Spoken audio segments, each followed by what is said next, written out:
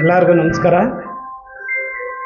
ಮೊನ್ನೆ ಏನು ಕಾಂಗ್ರೆಸ್ನ ತೊರೆದು ನೂರಾರು ಜನ ಯುವಕರು BJP ಸೇರ್ಪಡೆ ಕಾರಣ ಏನಂದರೆ, ಯಲಹಂಕ ಕ್ಷೇತ್ರದಲ್ಲಿ ಸ್ವತಂತ್ರ ಬಂದು 70 ವರ್ಷ ಕಳೆದರೂ ಕೂಡ 30-40 ವರ್ಷ ಕೂಡ ಕಾಂಗ್ರೆಸ್ ಸರ್ಕಾರದಲ್ಲಿ ಮಂತ್ರಿಗಳಾದಂಥ ಶಾಸಕರೇ ಈ ಕ್ಷೇತ್ರದಲ್ಲಿ ಹಲವಾರು ಬಾರಿ ಶಾಸಕರಾಗಿದ್ದರು, ಮಂತ್ರಿಗಳಾಗಿದ್ದರು.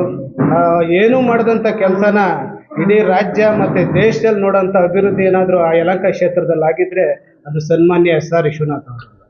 ಈ ಕ್ಷೇತ್ರದಲ್ಲಿ ನಮ್ಮ ದಲಿತರಿಗೋಸ್ಕರ ರಾಜಕಾರಣ ಮಾಡೋಕ್ಕೆ ಬಂದಿರೋಂಥ ಶಾಸಕರಲ್ಲ, ಹಿಂದುಳಿದವರು ಇರ್ಬೋದು, ಮಹಿಳೆಯರು ಇರ್ಬೋದು, ಯುವಕರು ಇರ್ಬೋದು, ಎಲ್ಲ ಸಾಮಾನ್ಯ ಜನವರ್ಗಗಳನ್ನ ಸಮಾನಕ್ಕೆ ಕಾಣೋಂಥ ಶಾಸಕರು ಯಲಹಂಕ ಕ್ಷೇತ್ರದಲ್ಲಿದ್ದಾರೆ. ದಲಿತರಿಗೋಸ್ಕರನೇ ದಲಿತರಿಗೆ ಏನು ಮಾಡವ್ರೆ ಅಂತ ಕಾಂಗ್ರೆಸ್ ಅವ್ರ ಮೊನ್ನೆ ಕ್ವಶನ್ಗಳು ಕೇಳ್ತಾಯಿದ್ರು.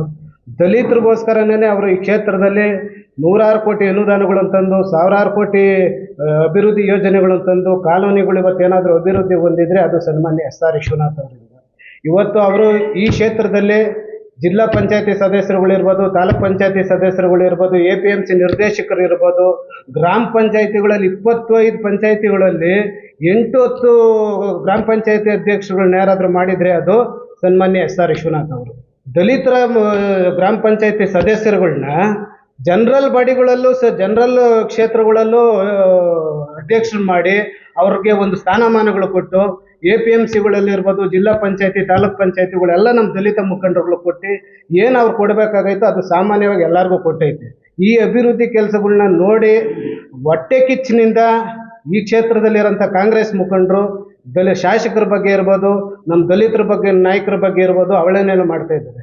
ಮೊನ್ನೆ ಒಂದು ಸಭೆ ಸೇರಿದ್ವಿ, ದಲಿತ ಮುಖಂಡರು 200 ಜನ ಮುಖಂಡರುಗಳಲ್ಲಿ ಶಾಸಕರಾಗಿ ಬಂದಿರಲಿಲ್ಲ. ಒಬ್ಬ ಸಾಮಾನ್ಯ ದಲಿತನಾಗಿ ಬಂದು ನಮ್ಮ ಜೊತೆ ಊಟ ಆಡಿ ಡ್ಯಾನ್ಸ್ ಮಾಡಿ ನಮ್ಮ ಜೊತೆ ಊಟ ಮಾಡ್ಕೊಂಡು ಎಲ್ಲರಂತೆಯೇ ಅವರು ಒಬ್ಬ ಸಾಮಾನ್ಯ ಶಾಸಕರಾಗಿ ಇದ್ದರು. ಅಂಥ ಶಾಸಕರನ್ನು ಪಡೆದಂಥ ನಾವು ದಲಿತರು ನಿಜವಾಗೂ ಯಲಹಂಕ ಕ್ಷೇತ್ರದಲ್ಲಿ ಧನ್ಯರು. ಈ ಕ್ಷೇತ್ರ ಏನಾದ್ರೂ ಮುಂದಿನ ದಿನಗಳಲ್ಲಿ ಅಭಿವೃದ್ಧಿ ಹೊಂದಬೇಕಂದ್ರೆ ಈ ದಲಿತ MLA ವಿಶ್ವನಾಥ್ ಅವರು ಮತ್ತೊಮ್ಮೆ 2028ಕ್ಕೆ ಮತ್ತೊಮ್ಮೆ ಚುನಾವಣೆಗೆ ಆಯ್ಕೆ ಆಗ್ತಾರೆ, ಅದರಲ್ಲಿ ಯಾವುದೇ ಅನುಮಾನ ಇಲ್ಲ. ದಲಿತ ಬಂಧುಗಳು ಇವತ್ತೆಲ್ಲ ವಿಶ್ವನಾಥ್ ಅವ್ರ ಪರ, BJP ಪರ ಒಂದು ಬದಲಾವಣೆ ಪರ್ವ ಏನು ಬೀಸ್ತೈತೆ ಅದು ಮುಂದಿನ ದಿನಗಳಲ್ಲಿ ಕಾಂಗ್ರೆಸ್ ನಾಯಕರಿಂದ ಯಾವುದೇ ರೀತಿ ತಡೆಯೋಕ್ಕೆ ಸಾಧ್ಯ ಇಲ್ಲ. ಕಾಂಗ್ರೆಸ್ ಅವರು ಇವತ್ತು ಏನೋ ಹೇಳಿರ್ಬೇಕಂದ್ರೆ ಒಂದು 3-4 ಜನ ಮುಖಂಡರುಗಳು, ಅದು ನಮ್ಮ ಕ್ಷೇತ್ರದವರೇ ಅಲ್ಲ, ನಮ್ಮ ಕ್ಷೇತ್ರದಲ್ಲಿರೋ ದಲಿತರನ್ನ ಯಾರಾದರೂ ಕಾಂಗ್ರೆಸ್ಸಾಗಿ ಹುಡುಕ್ಬೇಕಂದ್ರೆ ಎಲ್ಲ ಒಬ್ಬರೋ ಇಬ್ಬರೋ ಸಿಗ್ಬೋದು ಅಷ್ಟೇ. ಇನ್ನೆಲ್ಲ ಆಲ್ಮೋಸ್ಟ್ ಎಲ್ಲ BJPಯಲ್ಲೇ ಇದ್ದಾರೆ. ಮುಂದಿನ ದಿನಗಳಲ್ಲೂ ಸಹ ಅವರು ಇನ್ನೂ ಅತಿ ಹೆಚ್ಚಾಗಿ ಬರ್ತಾ ಇದ್ದಾರೆ. ನೆಕ್ಸ್ಟ್ ತಿಂಗಳು ಕೂಡ ಹಲವಾರು ಮುಖಂಡರುಗಳು ಇವತ್ತು ಸಂಪರ್ಕ ಮಾಡ್ತಾ ಇದ್ದಾರೆ. ಇನ್ನೂ ಒಂದು ಬೃಹತ್ತಾದ ವೇದಿಕೆ ನಿರ್ಮಾಣ ಮಾಡಿ ಕಾಂಗ್ರೆಸ್ಸು ಬೇರೆ ಬೇರೆ ಪಕ್ಷಗಳಿರೋಂಥ ಎಲ್ಲ ಮುಖಂಡರುಗಳನ್ನ BJP ಕರೆತಂಥ ಕೆಲಸನ ನಮ್ಮ ಎಲ್ಲ ದಲಿತ ಮುಖಂಡರುಗಳು ಸೇರಿ ಮಾಡ್ತೀವಿ ಅಂತ ಹೇಳಿ ನನ್ನ ಮಾತು.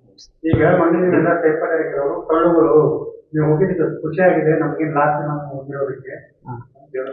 ಮತ್ತೆ ಕಾಂಗ್ರೆಸ್ಸಲ್ಲಿ ಟೊಳ್ಳುಗಳು ಅಂದರೆ ಇದುವರೆಗೂ ಅವ್ರನ್ನ ದುಡಿಸ್ಕೊಂಡಿರೋಂಥ ನಾಯಕರುಗಳು ಹೇಳಬೇಕು. ಇಂಥ ಗಂಟೆ ಅವ್ರು ಒರಿಜಿನಲ್ ಲೀಡರ್ಗಳಾಗಿದ್ರು, ಇವಾಗ ಟೊಲ್ಲಾಗಿದ್ದಾರೆ.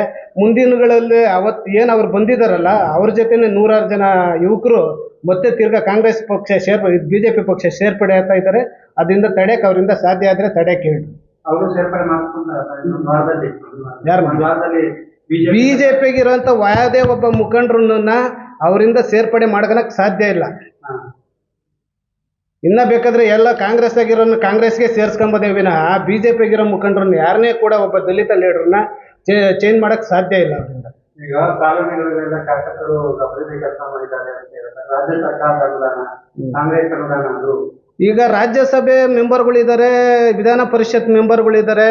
ಅವರು ಈ ಕ್ಷೇತ್ರದಲ್ಲಿ ಆಯ್ಕೆ ಆಗಿರೋಂಥ ಹೋಗಿರೋಂಥ ಇವರು ಈ ಕ್ಷೇತ್ರಕ್ಕೆ ಅನುದಾನ ತಂದು ಮಾಡ್ಬೋದಲ್ಲ. ಸರ್ಕಾರത്തെ ದುಡ್ಡು ತಗೊಂಬರ್ತದ, ಯಾವ್ಯಾವ ಇಲಾಖೆಯಿಂದ ಯಾವ್ಯಾವ ನಿಗಮಗಳಿಂದ ತಗೊಂಬರ್ತಾರೆ ಅಂತ ಶಾಸಕರಿಗೆ ಮಾತ್ರ ಗೊತ್ತಿರ್ತದೆ.